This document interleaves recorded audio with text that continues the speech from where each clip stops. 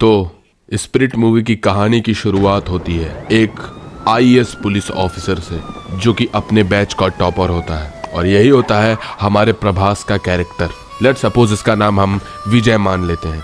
विजय एक बहुत ही ज्यादा डेंजरस, ब्लंट और फियरलेस आईपीएस होता है। एक ऐसा आईपीएस पुलिस जिसको खुद अपने बड़े ऑफिसर से भी डर नहीं होता है। वो आईपीएस बनने के बाद सच्चाई का पूरा साथ देता है, लोगों को न्याय दिलवाता है, लेकिन उसका तरीका बहुत ही ज्यादा ब्रूटल होता है। अगर उसको कोई क्रिमिनल मिल जाता है, बहुत बुरी तरीके से सजा देता है, और क्रिमिनल छोड़ो बल्कि पुलिस ऑफिशियल्स भी उससे डरते हैं। लेकिन एक दिन कुछ ऐसा होता है जो इसी की खाकी वर्दी को इससे छीन लेता है, क्योंकि विजय बहुत ही ज्यादा सच्चाई के लिए ब्लंट होता है और वो उसके लिए किसी भी हद तक जा सकता है। इसीलिए जब उसे पता चलता है कि एक बहुत ही बड़े पावरफुल आदमी का बेटा किसी एक बहुत सीरियस क्राइम में इन्वॉल्व है, तो वो उसको ढूंढने लग जाता है, उस केस को इन्वेस्टिगेट करने लग जाता है। उसके ऊपर के ऑफिशियल्स, नेता, पॉलिटिशियंस, पुलिस सब उसे रोकते हैं, लेकिन वो नहीं रुकता है। उस केस से उसकी मानो पर्सनल अटैचमेंट हो जाती है, और फिर वो उस क्रिमिनल को ढूंढता है, लोगों के रोकने के बावजूद उसे पकड़ता है और उसे बहुत बुरी तरीके से टॉर्चर करता है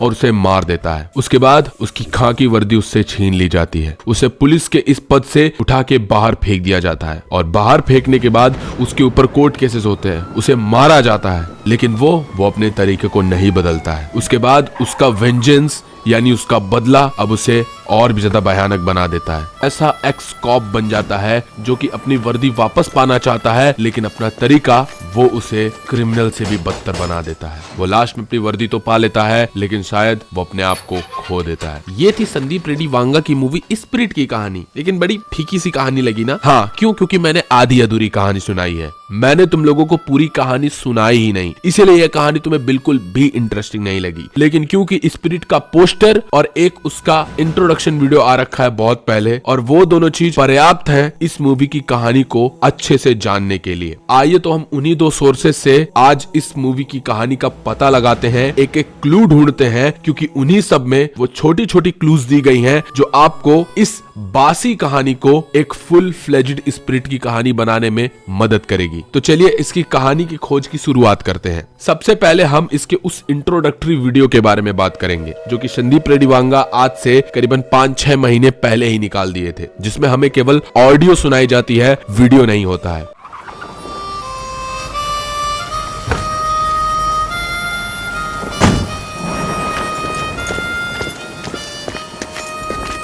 प्रभास के कैरेक्टर को एक बड़े जेल यानी सेंट्रल जेल में भेज दिया जाता है। अब वो सेंट्रल जेल में जब आता है तो वहां पर प्रकाश राज का कैरेक्टर होता है, जो कि मे भी वहां का जेलर होता है। अब जब प्रभास उस कंपाउंड में एंट्री करता है तो प्रकाश राज बड़ा उससे जला हुआ नजर आता है, यानी बड़ा उसके ऊपर भड़का हुआ नजर आता है। ऐसा मानो कि पर्सनल प्रकाश राज का कुछ प्रभास के कैरेक्टर से हेट्रेड हो। और जैसे ही प्रभास का कैरेक्टर उस कंपाउंड में एंट्री करता है, देन प्रकाश राज से उसका एक बंदा बोलता है, सर आईपीएस ऑफिसर है सर, एकेडमी टॉपर है।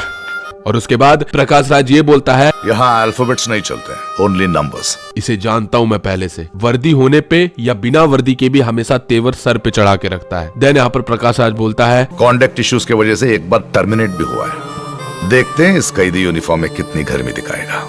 ये हमें पहला क्लू मिल गया, कंडक्ट इशू। अब इससे पहले भी यानी प्रभास का कैरेक्टर यानी जो पुलिस होगा, वो जब जेल में जाएगा उससे पहले भी उसे एज अ पुलिस पे टर्मिनेट कर दिया गया होगा। किस लिए? कंडक्ट इशू की वजह से। अब कंडक्ट इशू क्या होता है? कंडक्ट इशू का सीधा मतलब होता है कि अगर कोई पुलिस अपनी ड्यूटी सही से नहीं निभा रहा है तो उसे कंडक्ट इशू के चलते हुए टर्मिनेट किया जा सकता है। अब वो सही से ड्यूटी ना निभाने में कई सारे पॉइंट है, जिसमें सबसे पहला पॉइंट आता है अब्यूज ऑफ पावर। अगर वो अपने पावर का गलत इस्तेमाल कर रहा है, यानी बिना किसी प्रूफ के कहीं भी सर्च कर रहा है, अननेसेसरी सर्च कर रहा है, किसी के घर में घुस जा रहा है, कुछ भी कर रहा है, तो वो होगा अब्यूज ऑफ पावर। और प्रभास के कैरेक्टर से ये वाला पॉइंट मुझे नहीं लगता कि ये ऐसा किया होगा। दूसरे पॉइंट पे आते हैं, करप्शन। अगर वो पुलिस ऑफिसर करप्शन करेगा तो वो कंडक्ट इशू में टर्मिनेट कर दिया जाएगा। अकॉर्डिंग टू प्रभास और स्पिरिट मूवी के कैरेक्टर, वो करप्शन भी नहीं कर सकता है। तीसरे पॉइंट पे बढ़ते हैं, एक्सेसिव फोर्स। वो अपने पावर से ज्यादा फोर्स लगाना, यानी बहुत बुरी तरीके से लोगों को टॉर्चर करना, फिजिकल फोर्स का बहुत अब्यूज करना, मारना पीटना, ब्रूटैलिटी दिखाना, ये होता है एक्सेसिव फोर्स। और ये एक पॉइंट है जो कि इस आईपीएस ऑफिसर के ऊपर अप्लाई होती है, क्योंकि ये कोई अच्छा पुलिस ऑफिसर नहीं है, बल्कि ये एक ग्रे कैरेक्टर होने वाला है, बट इन व्हाइट इमेज। ये सच्चाई का तो साथ देगा, लेकिन इसका तरीका वो सही नहीं होगा।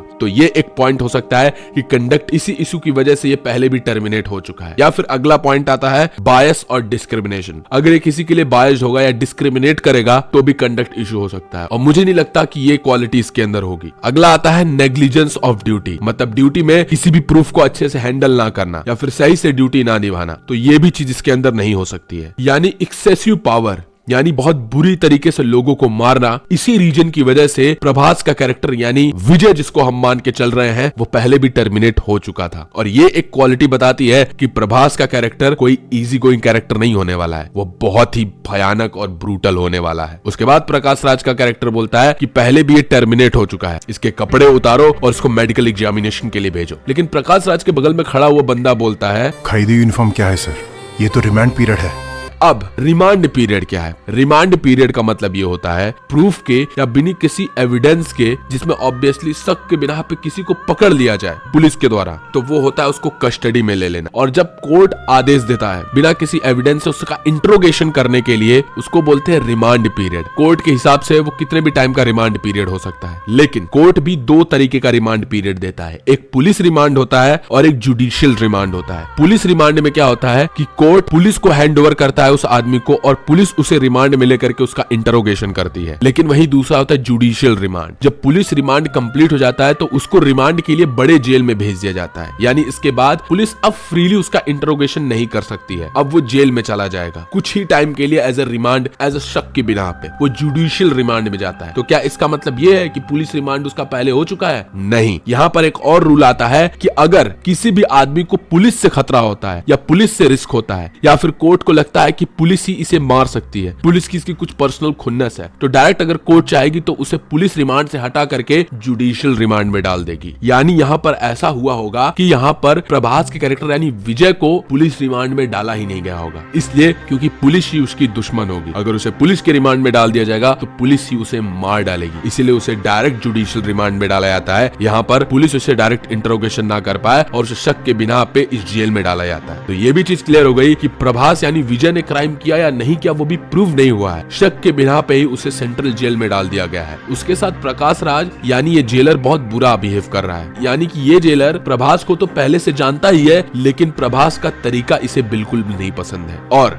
या फिर हो सकता है कि प्रभास बाहर कुछ ऐसा करके आया है जिसकी वजह से इसके ऊपर बहुत बड़ा एलिगेशन लगा है और पूरा का पूरा दुनिया इसके अगेंस्ट हो गई है, और वही चीज यहाँ भी देखने को मिलती है। और इसके बाद यहाँ पर प्रभास का कैरेक्टर बोलते हुए कहता है, बचपन से मेरी एक बुरी आदत है। और ये एक बैड हैबिट ये प्रकाश राज के कैरेक्टर को बताने की कोशिश करता है। तो वो कौन सी बैड हैबिट हो सकती है? तो मैंने बड़ा सोचा और मुझे कनेक्शन पता चला कि यहाँ पे प्रकाश राज एक डायलॉग बोलता है कि वर्दी हो या ना हो लेकिन सर पे हमेशा तेवर चढ़ा के रखता है। तो आई थिंक उसी मैसेज का रिप्लाई देने के लिए यहाँ पर ये कुछ बोलेगा कि मेरी एक बैड हैबिट है कि मैं अपने तेवर को कम नहीं करता, ऐसे अपना पावर से रिलेटेड कुछ बैड हैबिट बताएगा। तो यहाँ से अभी हमें दो बड़े बड़े क्लूज मिल चुके हैं। अब हम इसके पोस्टर पे जाते हैं, वहां भी और बड़े बड़े क्लूज हैं जो हमें इसकी स्टोरी को जानने में मदद करेंगे। पोस्टर पे अगर हम देखें तो हमें दिखाई देता है कि प्रभास बहुत बैडली इंजर्ड हो चुका है, यानी उसे बहुत बुरी तरीके से पीछे से टॉर्चर किया गया है और वो पट्टी लगाया हुआ है। मतलब ये वो टाइम हो सकता है कि उसे जुडिशियल कस्टडी में डाला गया होगा और यहाँ पर प्रकाश राज का कैरेक्टर जो कि उससे हेट करता है बहुत मारा होगा। जब पता चलेगा कि उसकी कोई गलती नहीं थी, बिना गलती के उसे अरेस्ट किया गया, जब वो बाहर निकलेगा तब का ये पीरियड हो सकता है, यानी बदले का टाइम ये हो सकता है जिसमें तृप्ति डिमरी उसके सिगरेट पे आग जला रही है कि अब तबाही की बारी आ चुकी है। मैं एक एग्जांपल देना चाहूंगा, अभी रिसेंटली धुरंधर मूवी रिलीज हुई है, वहां पर एक ऐसा ही सीन आता है जहां पर रहमान डकैत जब अपने बाप यानी बाबू डकैत को मारने के लिए जाता है तो उसकी भी पत्नी इसी तरीके से उसके सिगरेट में आग जलाती है। यानी किसी भी फीमेल कैरेक्टर का मेल कैरेक्टर के सिगरेट पे आग लगाने का सीधा इनडायरेक्टली सिंबॉलिकली मतलब ये होता है कि जाओ अब तुम किसी बड़े काम के लिए बढ़ रहे हो या फिर तुम किसी तबाही के लिए बढ़ रहे हो। जैसे होता नहीं है आरती उतारना, वैसे ही सिंबॉलिकली इसे भी समझ सकते हो कि ये भी इनडायरेक्टली उसी का मीनिंग है। अब इस पोस्टर में और भी सारी डिटेल्स है, जैसे यहाँ पर देखो कि प्रभास जो है वो पैंट जो होता है वो एकदम व्हाइट कलर का पहना हुआ है, जरा सी भी उसमें दाग नहीं है, पूरा व्हाइट है। लेकिन भाई तृप्ति डिमरी की तुम साड़ी देखोगे तो वो ग्रे कलर की है, और यही इन दोनों कैरेक्टर के बारे में बहुत बड़ी डिटेल बताता है। यहाँ पर प्रभास के कैरेक्टर का तरीका गलत है, लेकिन वो कैरेक्टर गलत नहीं है। वो व्हाइट है, वो ब्राइट है, वो सच का साथ देगा, वो कभी भी ग्रे नहीं है, वो गलत का साथ नहीं देगा। तृप्ति डिमरी का हमें ग्रे साड़ी देखने को मिलती है, जो ये रिप्रेजेंट करता है कि ये एक ग्रे कैरेक्टर होगी। ये पूरी सच्ची भी नहीं होगी, पूरी सही के मार्ग पे भी नहीं चलने वाली होगी, पूरी गलत के मार्ग पे भी नहीं चलेगी। चाहे उसके लिए इसे किसी भी हद तक जाना पड़े, चाहे इसको किसी को मारना पड़े, चाहे किसी का कत्ल करना पड़े, यही ग्रे कैरेक्टर होता है। और यहाँ पर जिस तरीके से तृप्ति डिमरी इसकी सिगरेट में आग जला रही है, यही रिप्रेजेंट करता है कि इस बार संदीप रेड्डी वांगा लोगों के क्रिटिसिज्म को सीरियस लिए और फीमेल कैरेक्टर को स्पेस दिए हैं, मतलब फीमेल कैरेक्टर मेन होने वाली है। लेकिन एक और चीज तुम नोटिस करोगे कि यहाँ पर प्रभास के हाथ में अल्कोहल है, जो कि संदीप रेड्डी वांगा कैरेक्टर्स में नॉर्मल है कि उसका कैरेक्टर बहुत ज्यादा अल्कोहलिक होते हैं। लेकिन यहाँ पर एक और चीज नोटिस करो कि तृप्ति डिमरी जहां पर खड़ी है उसके बगल में भी एक ग्लास रखी है और उसमें भी अल्कोहल है, यानी इसमें फीमेल कैरेक्टर भी अल्कोहलिक होगी। तो अल्कोहलिक का मतलब वो भी ब्रूटल होगी, उसकी भी उसी तरीके की थिंकिंग होगी, बाकी मूवियों की तरीके दबने वाली साफ सुंदर सीधी लड़की नहीं होगी।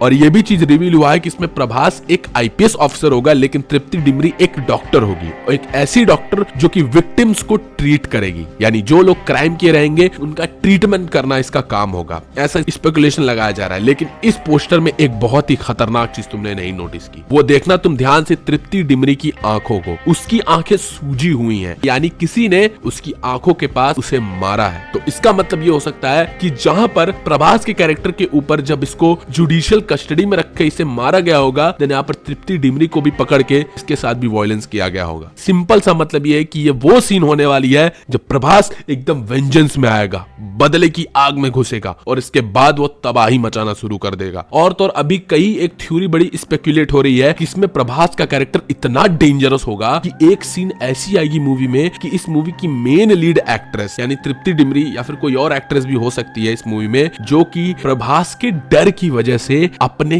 क्लॉथ में ही यूरिनेट कर देगी, यानी सिंपली बोल दो टॉयलेट कर देगी प्रभास के सामने। और ये कितना ज्यादा ब्रूटल सीन हो सकता है तुम लोग सोच सकते हो कि प्रभास के नजरों से गुस्सा होने की वजह से सामने वाला कैरेक्टर मुंह दिया और वो भी फीमेल हो, ये कितना ज्यादा कंट्रोवर्सी क्रिएट करेगा। लेकिन अगर ये हो रहा है तो तुम सोच सकते हो कि किस लेवल पे उसे रिप्रेजेंट किया जाएगा। तो हमें इस तरीके से 3-4 क्लूज मिले हैं। अब इन्हीं 3-4 क्लूज से आओ इस मूवी की कहानी को प्रिडिक्ट करना शुरू करते हैं। तो एक्चुअली कहानी की शुरुआत वहीं से होगी कि प्रभास का कैरेक्टर होगा जो कि सही के रास्ते पे तो चलेगा, जो कि टॉपर होगा, आईपीएस होगा, लेकिन तरीका गलत होगा। लोग उससे डरेंगे, उसके एक्शन की वजह से नहीं, उसके साइलेंस की वजह से। क्योंकि जरा तुम सोचो प्रभास के कैरेक्टर को ही क्यों संदीप रेड्डी वांगा ने चूज किया? इसलिए कि प्रभास की बहुत ज्यादा फैन फॉलोइंग है तो मूवी हिट जाएगी? नहीं, संदीप रेड्डी वांगा खुद इतने कैपेबल है कि अकेले किसी भी अगर नए एक्टर को भी उठा ले तो भी मूवी सुपर डुपर हिट हो जाएगी। लेकिन प्रभास को क्यों? उस एक्टर के अंदर कुछ इनबिल्टेड क्वालिटीज है। जैसे पहली क्वालिटी, ये एक्टर बहुत शांत रहता है और इसकी आई विजन ही बहुत खतरनाक है। सलार मूवी में प्रशांत नील ने प्रभास के कैरेक्टर को बड़ा सही यूटिलाइज किया है। बिल्कुल उसी चीज को शायद देख करके संदीप रेड्डी वांगा ने ही प्रभास को चूज किया है, क्योंकि प्रभास के अंदर वो जो साइलेंस है बहुत ही डेंजर है। ऐसा साइलेंस कि अगर वो किसी को नजर उठा के देख दे तो सामने वाले की फट जाए।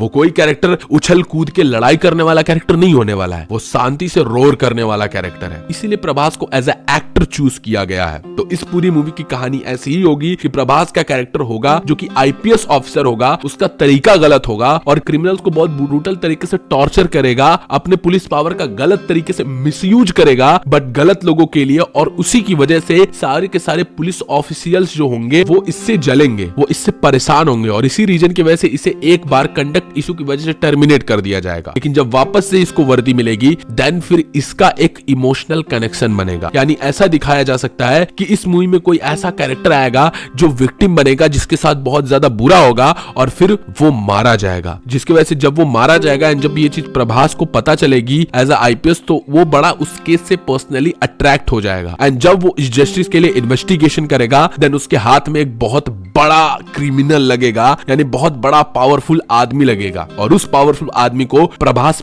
पकड़ेगा, पकड़ के ढूंढेगा और बिना कुछ सोचे मार देगा। बड़े पुलिस ऑफिसर, पॉलिटिशियंस उसे रोकेंगे, ये केस दबाने की कोशिश करेंगे, सब कुछ करेंगे, लेकिन वो रुकेगा नहीं, वो मार देगा। उसका रेज इतना ज्यादा होगा। मारने के बाद फिर सभी के सभी पुलिस ऑफिशियल्स उसके ऊपर फेक एलिगेशन लगा करके फेक केस ठोक देंगे कि वो जो आदमी इससे पहले मरा है, जिसकी वजह से प्रभास ने उस क्रिमिनल को मारा है, उस आदमी के मरने का सारा एलिगेशन प्रभास के सर पे लगा दिया जाएगा, जिससे पूरी की पूरी दुनिया प्रभास से हेट करने लग जाएगी। इसीलिए कोर्ट इस चीज को देखेगी कि इससे बहुत ज्यादा लोग हेट कर रहे हैं, इसे पुलिस स्टेशन में डाला जाएगा तो पुलिस भी इसे मार देगी, क्योंकि पुलिस तो ऑलरेडी इससे हेट करती ही है। इसीलिए यहाँ पर उसको जुडिशियल रिमांड में डाला जाएगा। अब वो जब जुडिशियल रिमांड में जाएगा तो वहां भी उसके साथ बड़ा वायलेंस होगा, लेकिन उससे पहले उसकी मुलाकात होगी तृप्ति डिमरी के कैरेक्टर से, जो कि एक डॉक्टर होगी, और वो भी एक इंटेंस स्टोरी को ये लोग अंजाम देंगे, जो कि मैं गेस नहीं कर पाया। जब तक टीजर या ट्रेलर नहीं आएगा तब तक मैं बोल नहीं सकता। बस इतना जानू उसका भी कैरेक्टर बहुत बड़ा होगा जब रिमांड में जाएगा, और रिमांड के बाद जब ये केस पूरा झूठा हो जाएगा कि प्रभास के साथ गलत, मतलब प्रभास निर्दोष था, एंड जब वो उस रिमांड से बाहर निकलेगा,